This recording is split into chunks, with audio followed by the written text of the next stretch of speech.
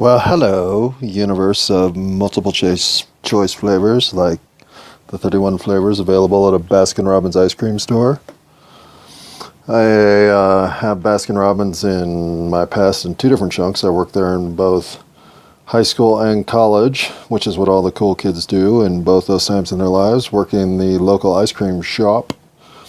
However, what's interesting about Baskin-Robbins 31 is the ridiculousness of 31 flavors, right? Like, there's no cooler that's made to hold 11 canisters. They hold pairs. And so at some point in my journey in the Baskin-Robbins employment parade, I was always curious how the 31 got settled on, and asked a manager at some point, and the response is, in setting up 3 cases of 10, you end up with 30 flavors, but then the 31st flavor was the featured flavor of the day, which rotated daily and became the 31 flavors. So that, of course, makes sense.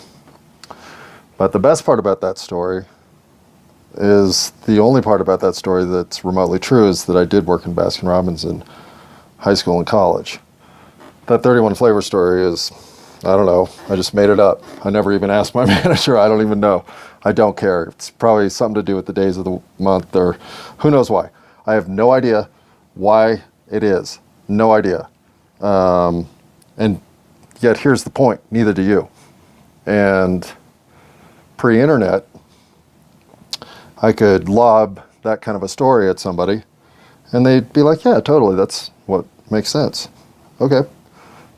And this is the way I used to fill in, well, I have the adroit ability to take a universe full of random question marks and filling those gaps with potential answers.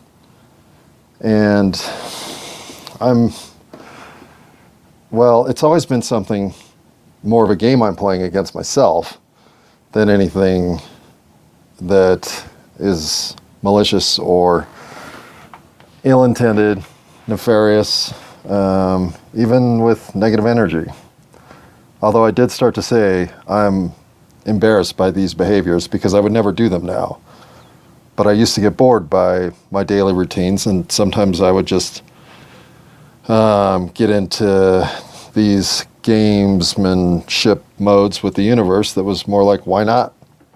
For instance, this one time, I took this train ride between my freshman and sophomore years that was, hang on, am I recording this? Oh, shoot. All right, I've got to stop recording this recording. It's 12:01, which means that this is the only recording of the day. But here's where the story is going to pick off so that I get a high quality recording. Here's the lead. I'm on my way to Chicago to see my girlfriend, who I met in October of my freshman year, and am going to see her on my 1-week break from working at a wilderness school in Connecticut. And I will talk to you more on the 17th of January.